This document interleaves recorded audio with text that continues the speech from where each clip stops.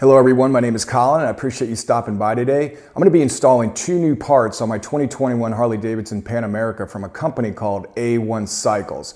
First one I'm going to be doing is these tall risers, which are 2 inches up, 1 inch back. And I'm also going to be doing these billet heel guards.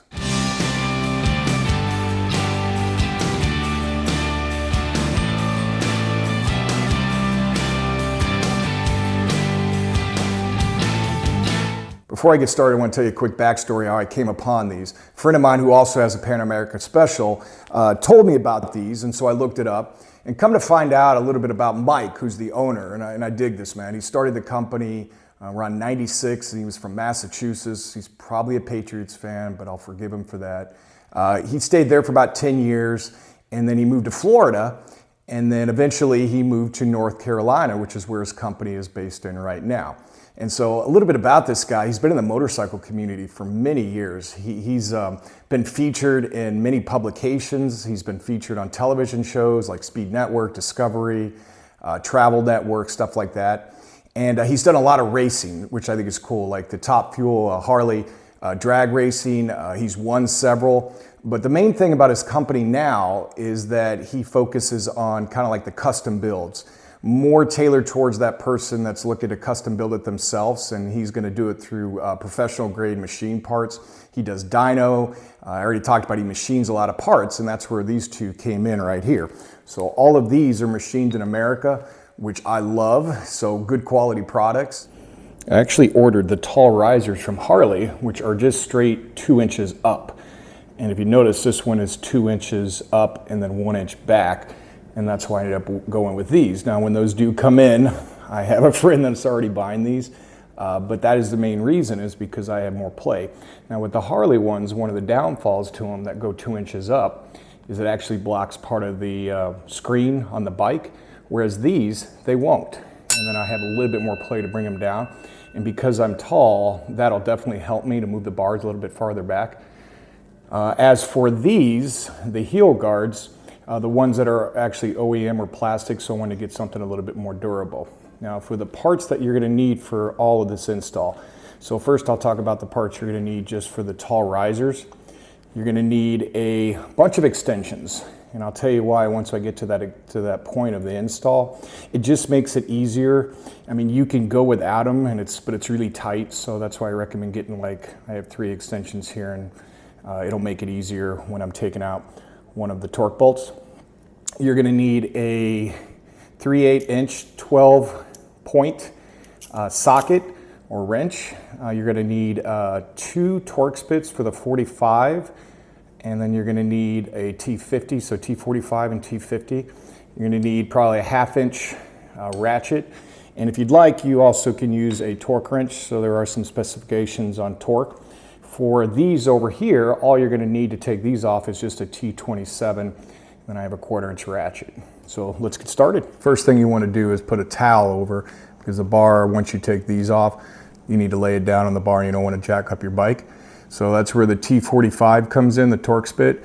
You're going to crack open these 4 and then take the top part of the riser off each side off.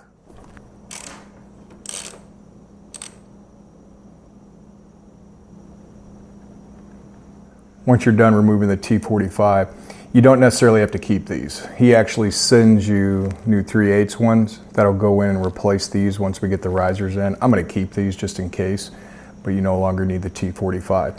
Now, once you're done, all you got to do is pull these off. Oh, that looks lovely. I'm going to have to clean that up. So once you're done, you take both sides off. Ooh, that one's even worse. So I'm going to definitely have to clean these up. You just pull the bar back and lay it on the bike, and then we'll go to the next step. Now you got to pull off the fairing. And with the Pan America, it's actually very simple. You just grab both sides here and pull them out. It comes right out. This is actually going to be a little tough to show you guys this, but I'm going to do the best I can. So if you see right here, this is the T50 torque spit, and what we have to do next is take out these 2 bolts, Torx bolts, that are underneath the riser. So the first one I did, they were on top, and these were on the bottom. And this is what I was talking about earlier about the extensions. So the best way to show you this is kind of show you how it's stuck up in here. Again, If you have the right tools, you could probably go without the extensions, but it does make it easier. So I'll show you in a second what it looks like when I have all the extensions on to take this off. But once you break this, and good rule of thumb is, once you actually break the seal on here, hold the top riser, and then while holding the Torx bit into this, just turn the riser. You don't have to go through and individually try to loosen it this way. It'll make it a lot easier if you just actually turn the riser. So what I did is took off the 2 existing OEM ones, the risers, the little smaller ones, and I did the exact same steps, just an opposite. Now you do want to keep the T50 Torx bolts. You're going to reuse them on here, unlike the other ones. So you're going to reuse it on there. So all I did is I took the T50 bit, stuck up the bolt right under here, and then just twisted these by hand on both sides. And I got it pretty close to hand tight. This one's a little bit tighter than this one. And the reason you do that is you want to make sure you're straight. So the best way of doing that for me is, obviously you have a visual. You can look straight on and make sure they're straight, make sure your wheel's straight. But I feel with my finger to make sure that it's not off anywhere, that it's got equal on all sides. And once I do that, I'll go ahead and tighten it up and I'll torque it down. If you have a torque wrench, you want to tighten it down to 24 foot-pounds of torque. And then the last step, all we have to do is take the bar, put it back on here, and then cap it off, and we'll do that next. Risers are tightened. I'm happy with where I have them. Now you see the E's on the bars right there, the left and the right one's a backwards E. You line those up to the edge of the riser bars, that way you know you're set up on equal lengths on both sides. And then the next step, now we're going to put the caps on, or the tops on, and then we'll adjust the bars. I ended up putting some green tape on all 4 sides here. It's more me just being kind of preventive. I didn't want to scratch it while I'm adjusting it. So like right now I've got it pretty loose. And that's where the 3/8 come in, right here. So once you're happy and you sit on the bike, figure out exactly where you want it, all you got to do is just tighten them down. Then I'll remove the tape. So I want to tell you though, I want to show you this. So this is the Harley OEM one that was on the original risers that I took off. So right here, this one's actually a hair smaller, not much, probably I'd say a 1/4 inch if that, but they are a little bit smaller. So saying that, remember in the beginning when I took these off, there was a little bit of the coating that came off from this being pushed down on the bar. So because of that, I am gonna, like I said earlier, I'm gonna have to touch up just a little bit, not much, it's not that bad.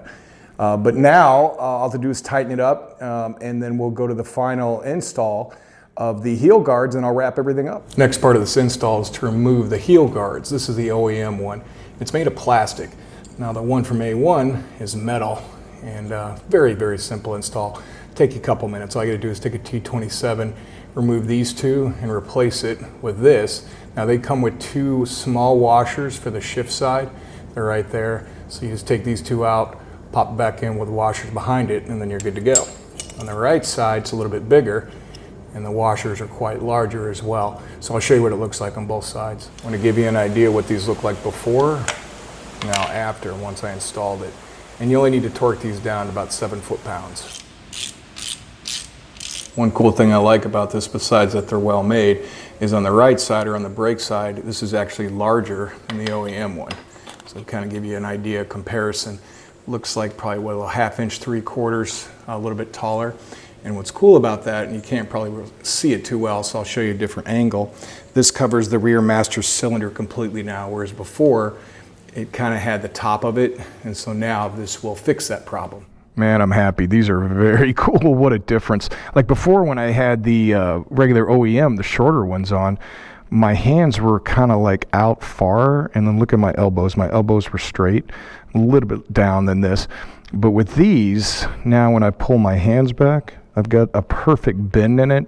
So what a huge difference with the bars. And then I mentioned earlier about the screen. So I don't know if you'll be able to tell or not from this shot, but with the screen, with the Harley 2-inch risers, the one they sell, or any 2-inch straight up and not back, it's going to cover probably about a 1/4 inch, maybe a 1/2 inch of the screen, which doesn't seem like significant, but still, with this, if you could tell, complete 100%, I could see it, so that's awesome. And then standing up, and this was the biggest reason I got this, so when I'm standing up, I look at this, and what a difference, because before I was kind of hunched over a little bit too much when I'm off-road. So now I have a much better position just standing up. So overall, very pleased. I'm glad I went with the 2-in-1s. And overall, I'm very pleased with both these products. Can't wait to take them out and get some miles on it. If you haven't had a chance, make sure you check out their website, a1cycles.net. Dude Mike, great guy to work with. He's very helpful. He answered a lot of questions for me. Hopefully this video was helpful. Now get out there and ride. Be well, and I'll talk to you guys soon.